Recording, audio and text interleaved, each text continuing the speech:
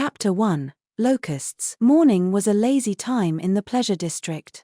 These caged birds had been singing till dawn, and when the customers finally went home, the obsequious masks came off.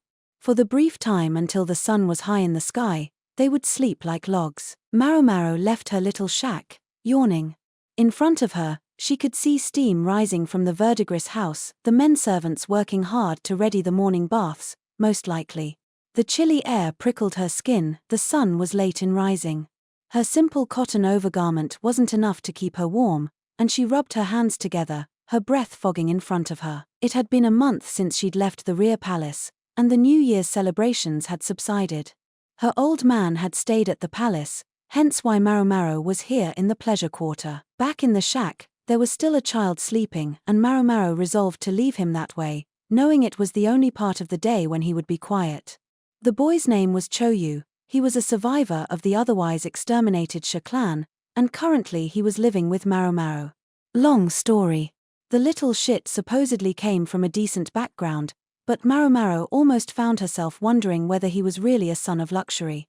He was astonishingly adaptable, to the extent that he could lie there, snoring away, in that drafty old hovel. Oh yeah, Grams wanted to see me, Maomao thought. She could get some hot water from the verdigris house while she was at it. In weather like this, you couldn't go bathing in cold water. Shivering, Maomao stopped in front of the well and lowered the bucket, then started hauling it up again. When she arrived at the verdigris house, the courtesans had finished their baths and were having the apprentices dry their hair. "Well, you're early today," said Maomao, her hair still glistening wet. She was one of the establishment's 3 princesses, and also effectively Maomao's older sister.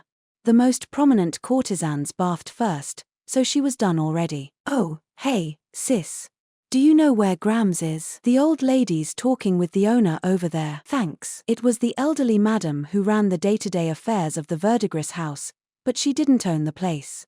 The man who did stopped by about once a month to confer with the madam about the brothel, the courtesans, and anything else that might be on his mind. The owner was a man just entering old age, and he was totally overawed by the madam, who had known him since he was young. In fact, a few gossips whispered that he was the child of the madam and the last owner, but nobody knew the truth. Running a brothel wasn't the man's only concern. He had other, more legitimate businesses as well, and at first glance he looked perfectly ordinary. He was such a soft touch that one wondered if he was really safe being a part of this world, and one worried for the brothel's affairs if the old madam should ever leave them. "He's not here with another of his bizarre business ideas, is he? Who can say?" Maomao shrugged expansively. At that exact moment, the madam's voice boomed around the building. "You idiot. You complete, total, utter fool. What do you think you're doing?" The sisters looked at each other. "Guess you were right," Maomao said. "Guess so." What was the man up to this time? A few minutes later, the madam emerged from an inner room. The nearly elderly man, looking thoroughly cowed, followed her. Everyone called him Mr. Owner. It was the only way to remember who actually did own the place.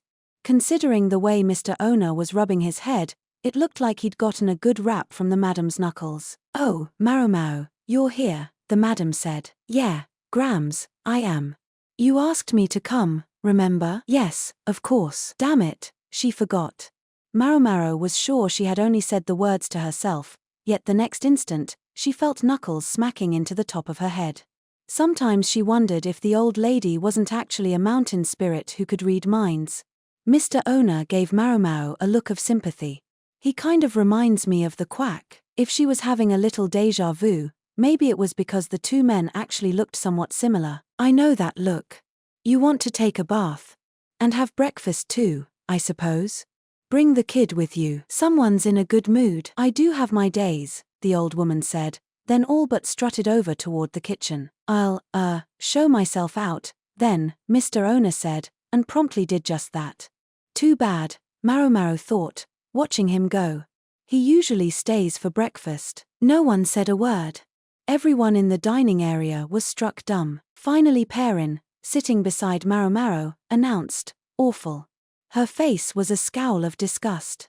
She was considered one of the 3 most lovely flowers to bloom at the verdigris house, but if any of her callers had seen her with that look on her face, all their fantasies would have been dashed. As for Maomao, She looked like she'd found a maggot in her drinking water. The table was long enough to seat about 20 people, and everyone had a bowl full of kanji, another of soup, and a third small bowl, while 3 large trays were placed at intervals along the table. At the verdigris house, meals usually consisted of a single bowl of soup, and maybe, if you were lucky, a modest side dish. Today the small bowls contained raw fish and pickled vegetables, while 2 of the trays had separate side dishes in them, a very generous breakfast by normal standards. Something dark glinted on the trays. Bugs normally treated as pests in farmers' fields were here being served as food. Locusts, Grams, can you explain this? Shut up and eat. It's a gift from Mr. Owner. Maomao could well understand why the old lady was upset. Mr. Owner had other business concerns besides running this brothel, legitimate businesses that allowed him to hold his head high in polite company. But he could hardly be called a talented businessman. The harvest was bad this year. I guess they wept until he gave in. The madam angrily poured some black vinegar on her kanji. Mr. Owner dealt in crops. Farmers in this nation gave part of their harvest as tax, and the state purchased another part of the yield.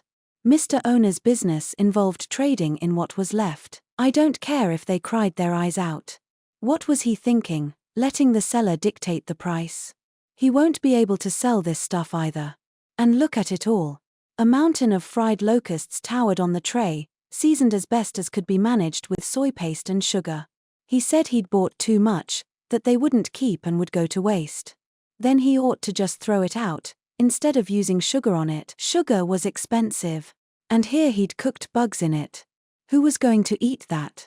No one, that's who. That's why he had so many left over, and how they had made their way to the verdigris house's table. Mr. Owner had considered eating the costs himself, so to speak, but he had another concern. He had a wife who didn't think highly of the verdigris lady's profession, and he had evidently chosen the madam's knuckle over his wife's rage. Maomao scratched the back of her neck. She was used to less than refined food, but even she wasn't eager when confronted with this mountain of insects. After 2 or 3 of them, she would be ready to declare herself full. And the courtesans, far less accustomed to such base fare, frowned openly and refused to even touch the bugs. Hurry up and eat. You won't shut up about wanting side dishes. Well, here you go. 5 each, eat up, the old woman growled.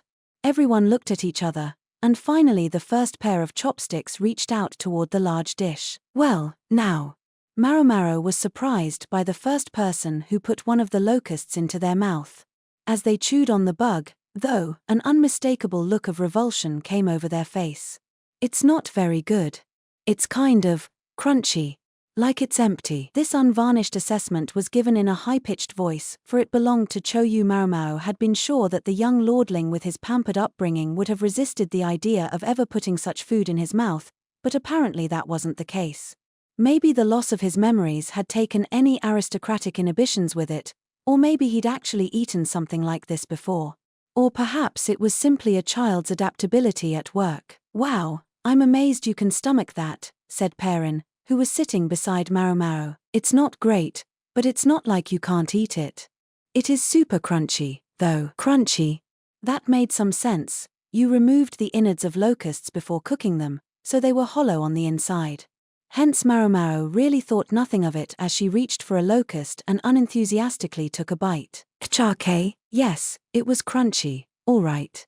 It seemed far more hollow on the inside than the locusts she'd had before, even though this one had been simmered. Maybe it was because the carapace was the only thing in her mouth, an outer layer even emptier than your average locust preparation. Choyu was busy bargaining with Perrin. You want me to eat yours?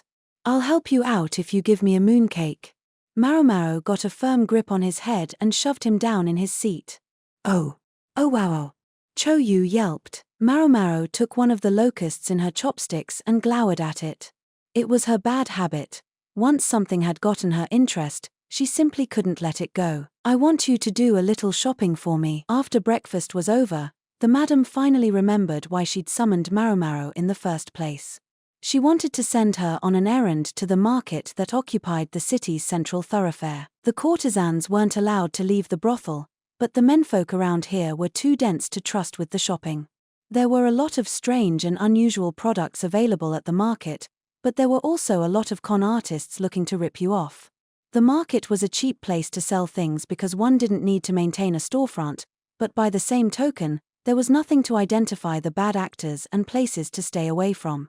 You had to have your wits about you to find worthwhile purchases. I want you to get some incense. The usual stuff, the old woman said. She meant the mild incense that was always burning in the entryway of the verdigris house. It was a consumable, so she wanted to get it as cheaply as possible, but she couldn't be burning low-quality stuff at the door to her establishment either. Yeah, sure. What's it worth to you? Maomao stuck out her hand, but the madam only smacked it away. Breakfast and bathwater for 2 people. Sound fair? Damn stingy old hag, Maomao thought, but she went. Hey, Freckles. Buy me one of those. Absolutely not. Choyu was pointing to a stall full of toys as Maomao hauled him away, pulling him by the sleeve. She'd fully intended to do the shopping alone, but the little shit had thrown himself on the ground and begged and tantrumed until, in the end, she'd had to take him. Now she was walking through the market, dragging him along. A single huge street cut through the center of the capital. Carriages ran back and forth along it, and at the far end was the home of those who lived above the clouds, the palace. Every day, the street hosted a thriving market. To see the palace from here sometimes made Maomao feel as if she'd only dreamed that she had ever worked there. But the very fact that Choyu was with her now was proof that she had lived within its walls, for that was why she'd found herself embroiled in the chain of events that had brought him to her. The Shi clan rebellion had impacted the market as well, to a point.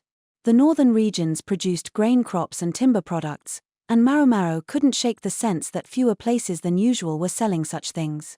Instead, she saw a lot of the dried fruits and textiles that came from the south and west. There was something else too, something that brought a scowl to Maomao's face when she saw it: simmered insects for sale. Locusts again. I guarantee that stuff sucks. Who would actually buy it? Choyu said, causing Maomao to slap her hand over his mouth and drag him away, the stall owner glaring fearsomely at them as they went. What'd I do? Choyu demanded. It's true, isn't it? Just shut up, Maomao said, looking at him almost as grimly as the shopkeeper had. This, she thought, was why she hated children. Hollow shells like that are never going to be good.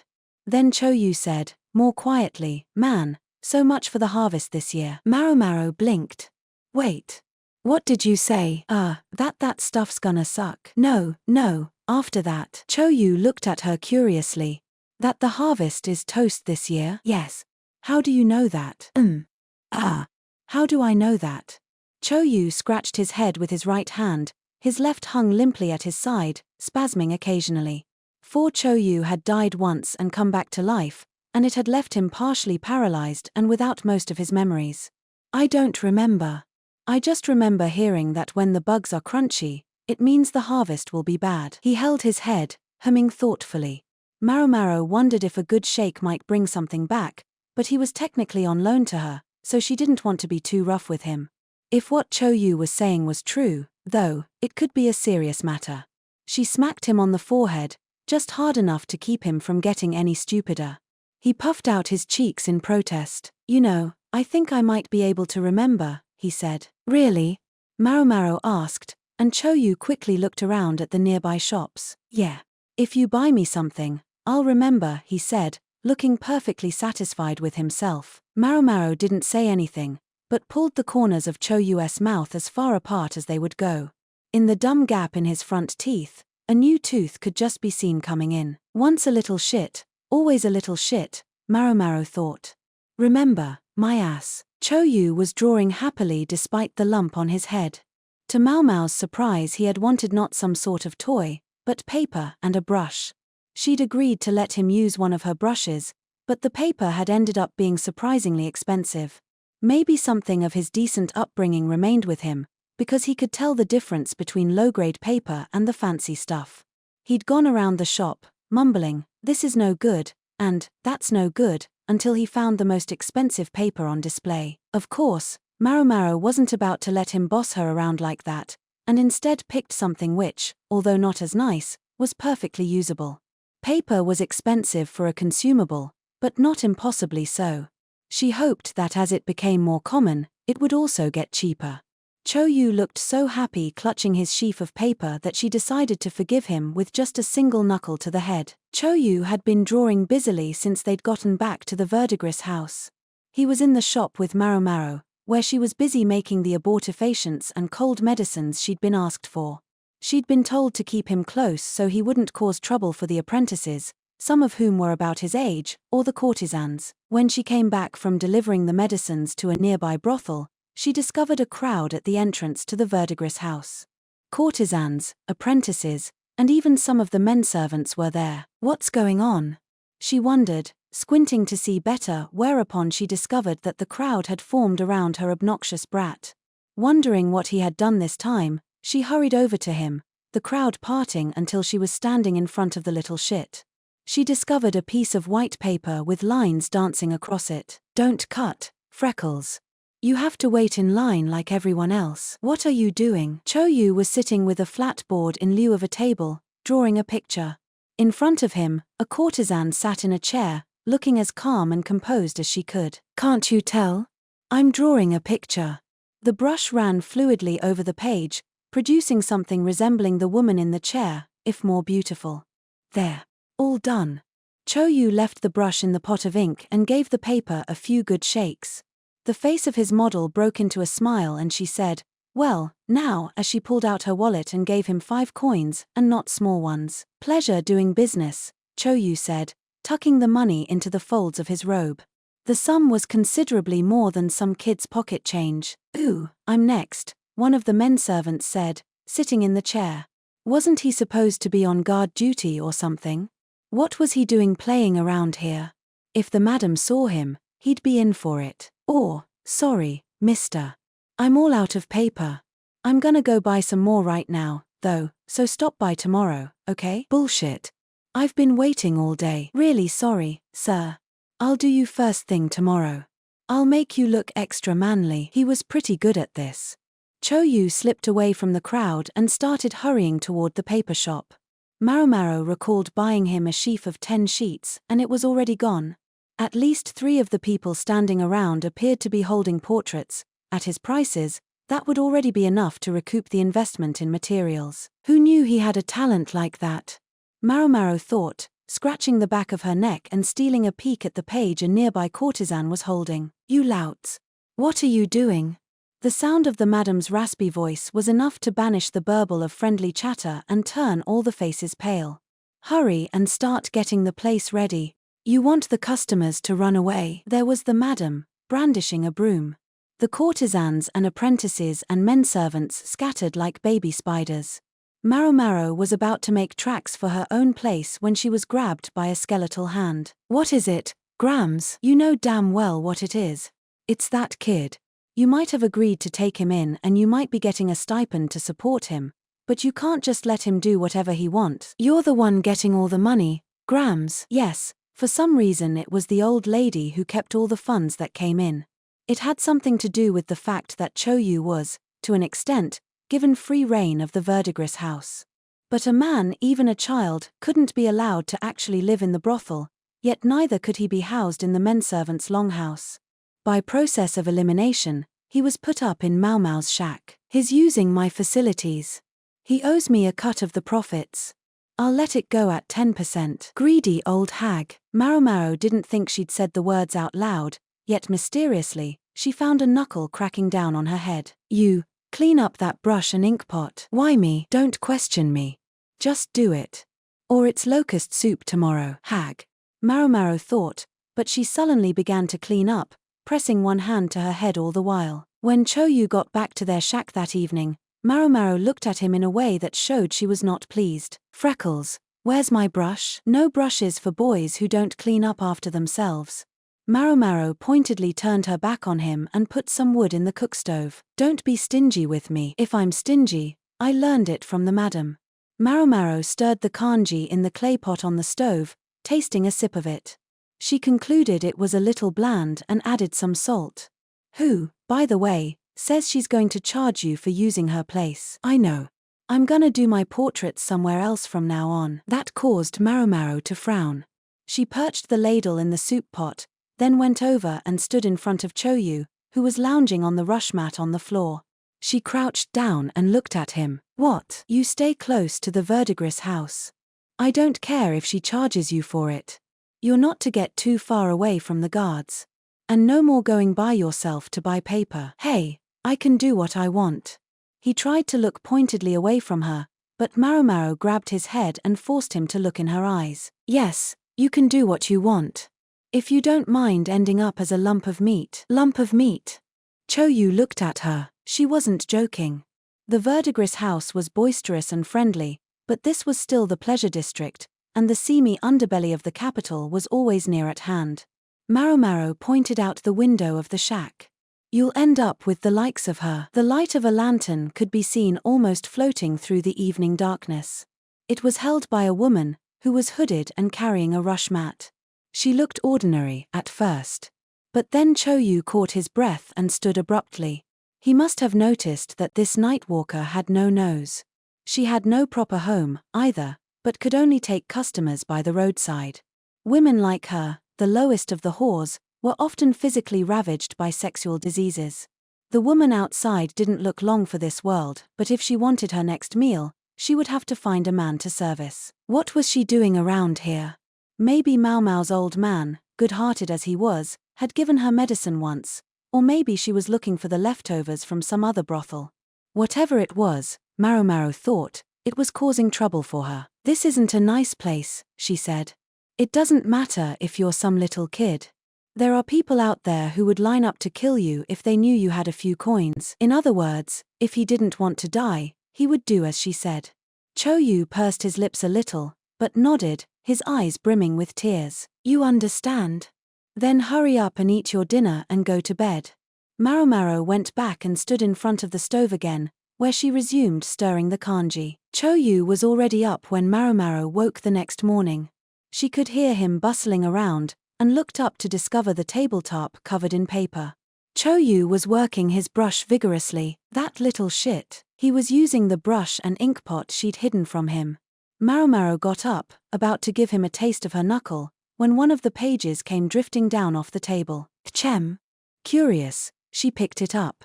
It showed a bug drawn in precise detail.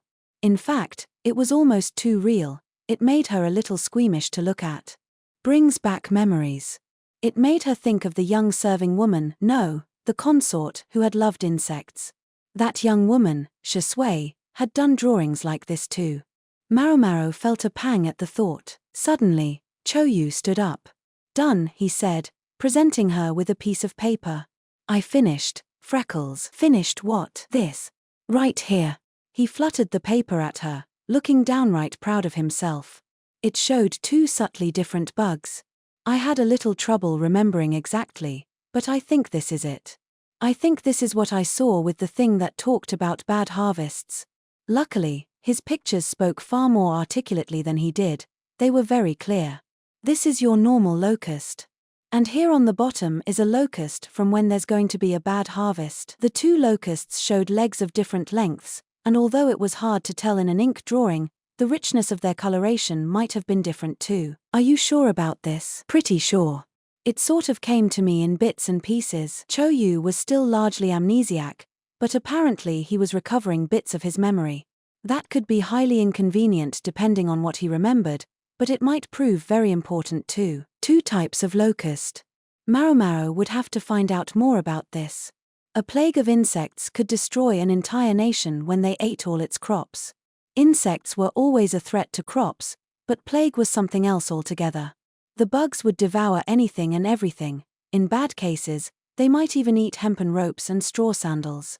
Maomao didn't know what caused such events, but they happened at least every few decades. By good luck, no such thing had occurred since the accession of the current emperor. Some people insisted this was because the current emperor's rule was humane and enlightened, thus heaven saw no need to send plague. But Maomao didn't believe that for a second. It was just happenstance that there hadn't been any plagues of insects. That meant, though, that if and when such a plague occurred, it would be a chance to test the emperor's power. He had only recently punished the Shi clan, the most powerful in the land. The timing could hardly have been worse. If a plague of locusts occurred now, many people would assume it was a heavenly rebuke for the destruction of the Shi. Bah! Not my problem. Nothing to do with me, Maomao thought. No, it was nothing to do with her, but she was already moving. Almost before she knew what she was doing, Maomao was heading for a particular bookstore. No way they'll have it. Choyu's detailed drawings had reminded her. She'd seen such illustrations before. She walked among the shops until she reached one that was particularly gloomy and mouldy-smelling. A bell chimed as she entered, and the owner, resting within like a piece of the furniture, nodded to her. That was as much civility as he was prepared to offer, after which he appeared to go back to sleep. The place looked deserted, bereft of customers, but she knew his purse must be comfortably full these days. He supplies books to the rear palace. After all, most of the stock was either used books or for rental. There were a few brand new items for sale, but not many. If you wanted something new, you would probably have to order it. The shop owner left these business matters largely to his children, living an almost hermetic life himself. They're not going to have it. This shop specialized in popular fiction and erotic illustrations, not what one would call refined material. Maomao had come here nonetheless, because sometimes one could make unexpected finds in shops like this. Almost as soon as she got inside, she rubbed her eyes. What was going on here? She frowned. What was this? Some convenient plot twist. She pointed to a book sitting on a pile on a desk. Hey, mister, can I have a look at that? The shopkeeper grunted. Maomao took it for permission and picked up the book. It was thick and heavy, and the cover depicted a bird. This is ridiculous. In fact, it seemed impossible. And yet, there it was. The book was filled with pictures of birds accompanied by descriptions, and there were handwritten marginal notes peppering the pages. What's the story with this thing? Charem? Got it in yesterday. The clerk didn't sound very excited. More like he wished she would stop interrupting his nap. Did you get anything else in along with it? Only the one. But the guy said he would come back, I think. Maomao's face began to sparkle. This was the second time she had held this book. Yes, it was exactly the same one she'd seen back then. Back in the chamber where she'd been confined. It was one of the books she'd been given as research material on the elixir of immortality, and here it was in her hands.